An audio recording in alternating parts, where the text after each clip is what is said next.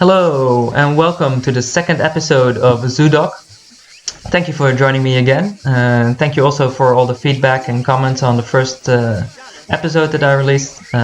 Those were very helpful and very kind, so thank you so much. Today I'm also very excited because I'm going to show you the inside of the Amazonian greenhouse, which has really been a lot of work. I should have probably made 2, 3, or 4 episodes out of it, but yeah, it's come out really well. So I'm really looking forward to take you inside and see what we've got here.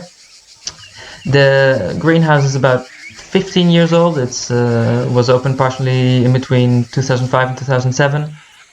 It's based on the natural habitat of French Guiana, so it's really the Amazonian rainforest of French Guiana that they've tried to recreate in this greenhouse.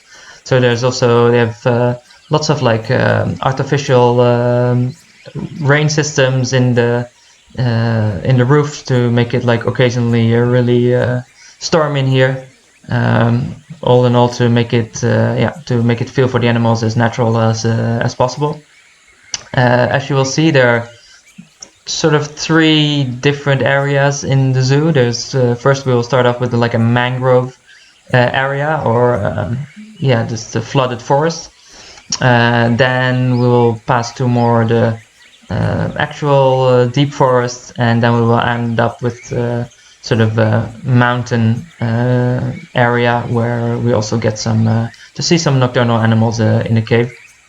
The greenhouse functions in a one-way route, so we'll just follow the route that's as it is intended.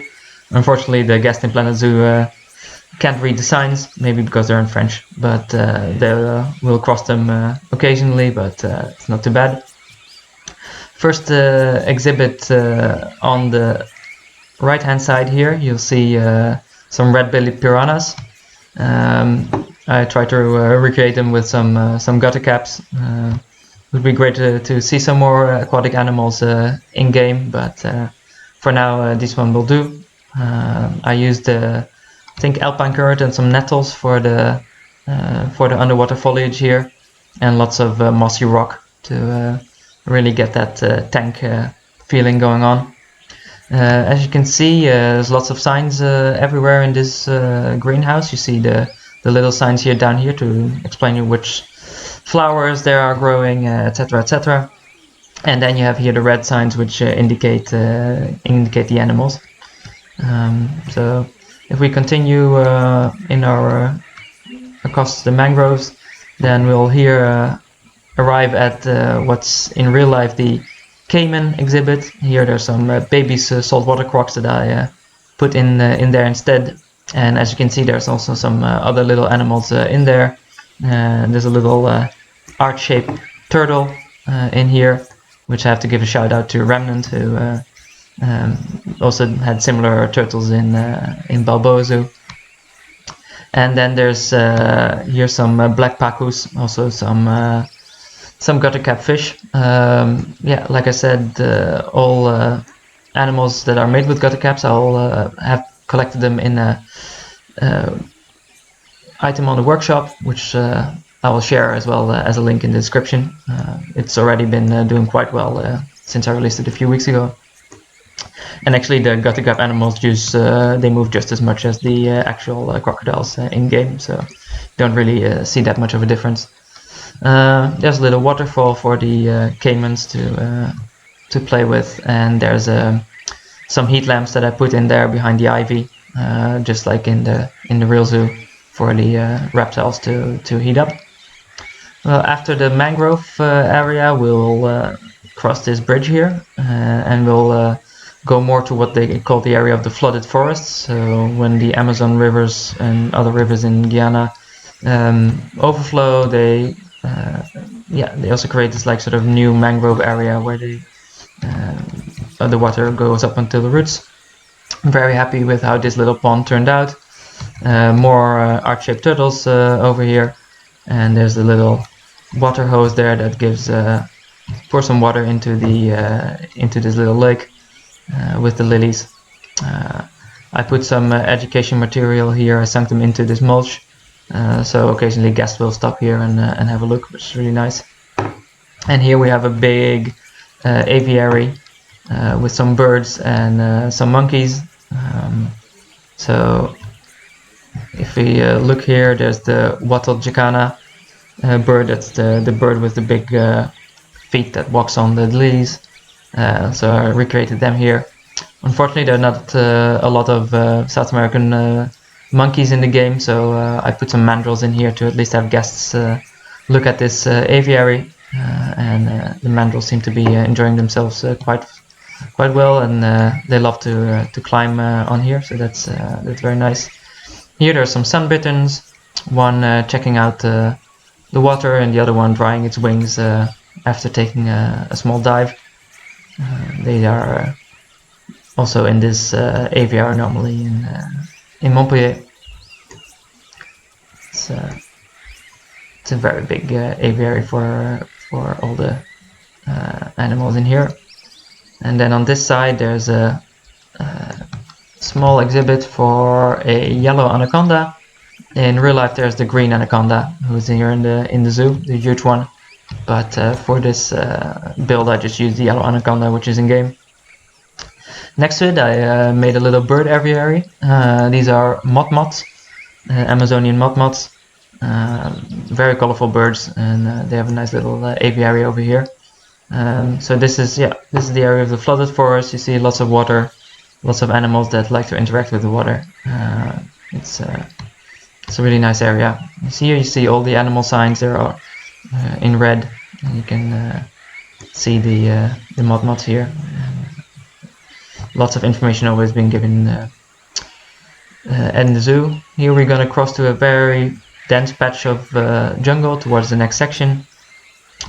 I put in here this little fountain. It's just because I ran out of space here on this side to recreate fully the foliage. It's quite hard to create as dense foliage as there is in the real greenhouse, but I thought this would turn out really nicely with the little fountain, the drain, and the little statue here. Here there's a lot of also like flowers, orchids in the zoo. It's as much as a botanical garden as it is a zoo. In fact, a lot of time and planning has gone into collecting all the information about the birds and the animals. Here we go to the next big animal, which is the giant anteater. It has a small little area over here where it can roam freely. I love this area in real life because it has lots of like little branches and sticks and for the anteater to explore. Unfortunately, if you do that too much in game, then it will just block all the habitable area. So I haven't done that. It's cool that it's taking a bath, because in real life the anteaters also love to have a little bath here in this little pool. If you look up here, there's some toucans. These are made by Drac. They're in the Drac's Bird of the World collection. I will include a link in the show notes. I also love the little protection measures they put in the zoo for the little trees, so try to recreate them here as well. Here's a little rod piece protecting this small tree, and there the little palm trees over there, they are protected by this by these posts, and in real life there's a little bit of some rope in between. And giant anteater just goes for a nap now, so that's nice. Let's walk up here to the waterfall. This is one of the most photographed areas of the greenhouse. When I was looking for pictures online to recreate the zoo, everybody was just taking a picture here. The bird you see here is a gray-winged trumpeter. They walk freely in the zoo, and they tend to hang out here at the waterfall. There's seemed to be a piece here, so I put it here as well in game. It's a really lovely waterfall area, sort of really framed well here by the opening up of the foliage and the little iron bar here to make sure that the kids don't fall in. On the other side, there's this little hut. There's another bird, free roaming bird, perched on top.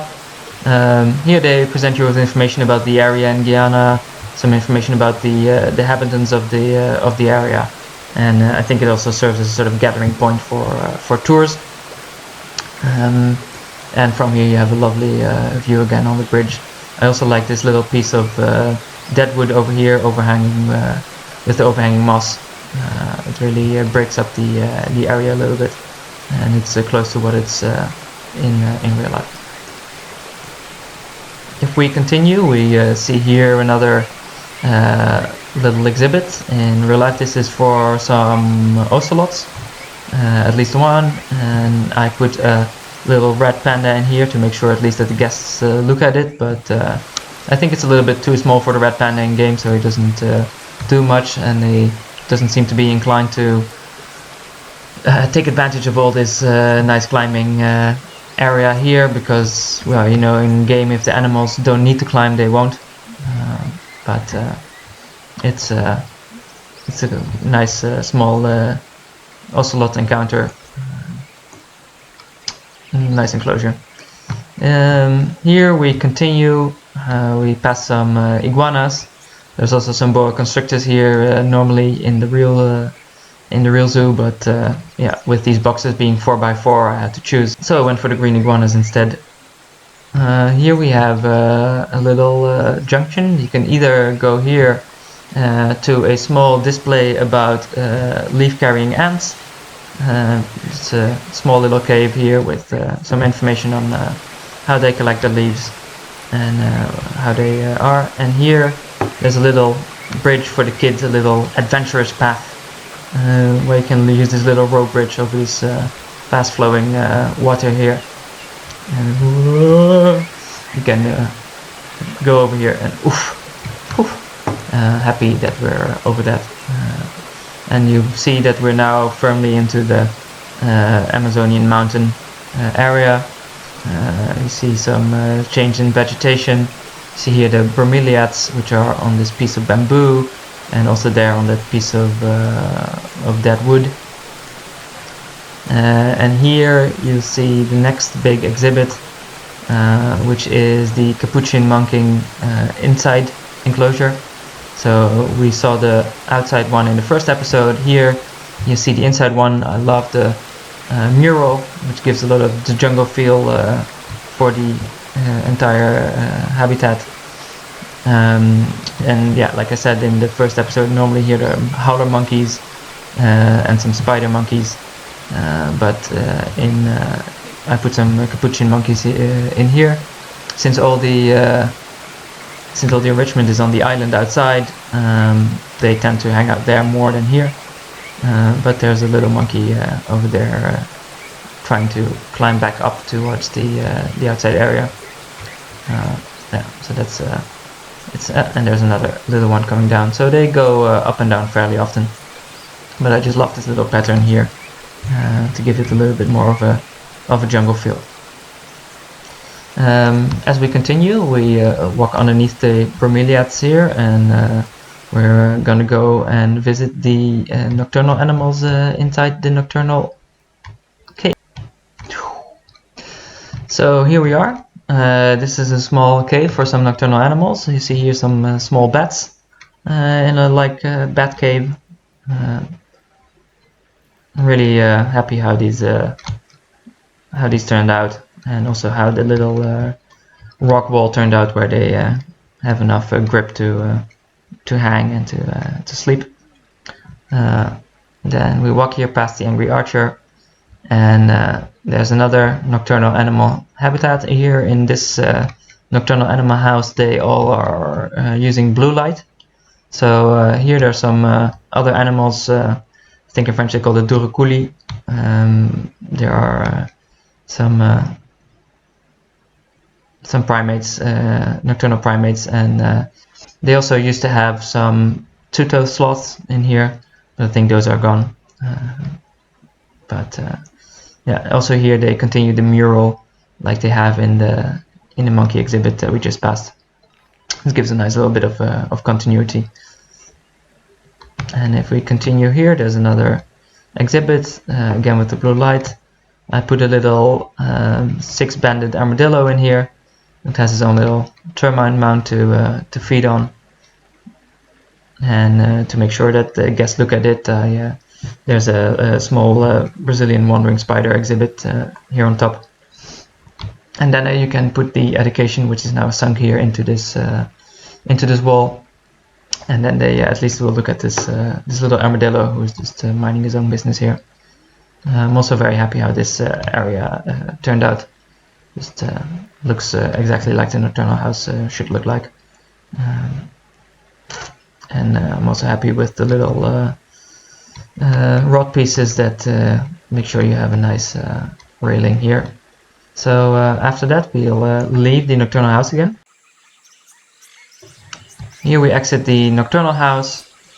You'll see the monkey exhibit over here, and the little adventure bridge and little waterfall there down there. If you look outside, you can see the llama / Vigonia exhibit that we showed last week.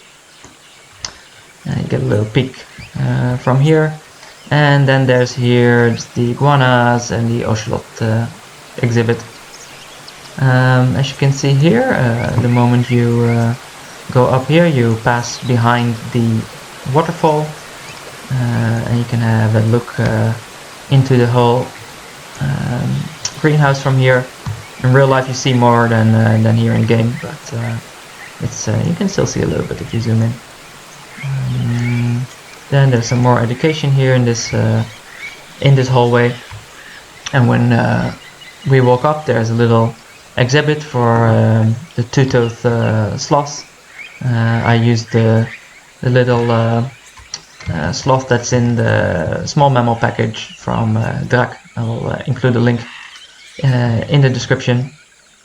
Here we have the little aviary with the toucans, but there's also another animal in here. As you can see, there's also a three-toothed sloth that I put in here, and you can see the toucans are down there. So they share here this little aviary. You can get a nice overview here again from the waterfall and all the other areas that you see. Here on this side you can peek down into the giant anteater habitat, and further down there you can have a look into the Cayman habitats. And as you can see here, there's lots of education signs as well about what's going on in the canopy, and you have a lot of the free-flying birds are also up here, of course, and you have another one perched here on the railing.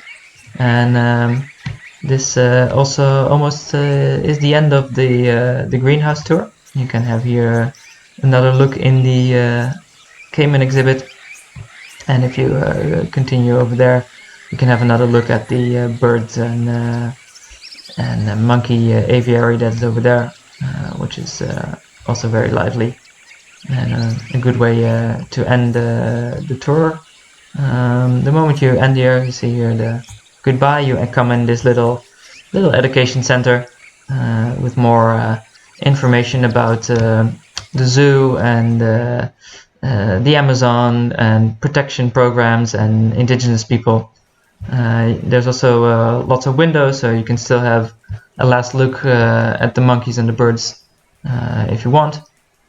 But you pass here a lot of education going on, and you can have another look at the entrance area here, where we walked in the last episode.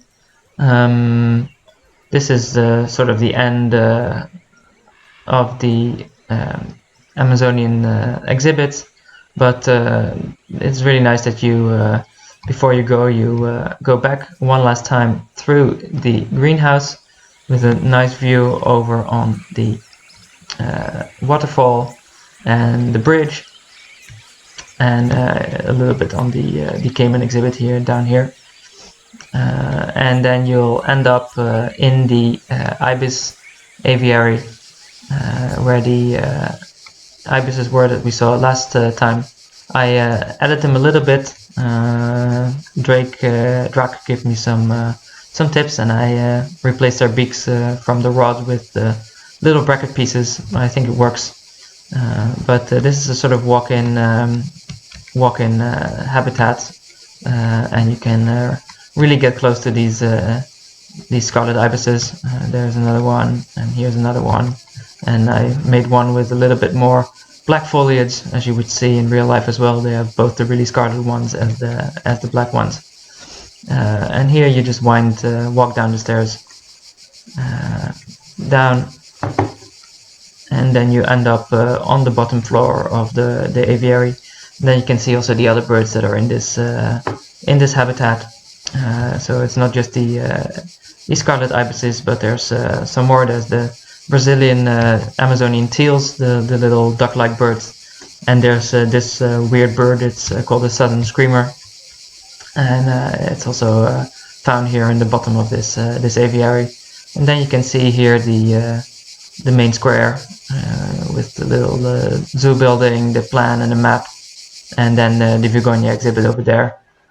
Just before you go back inside to this dimly lit hallway, and then you'll end up very close to the entrance of the building. You see here already the sign for the exit, and then you can take one last look, and you turn around and take the exit over here, and that's the way you'll finish your visit of the Serre Amazonienne, the Amazonian greenhouse in the zoo of Montpellier.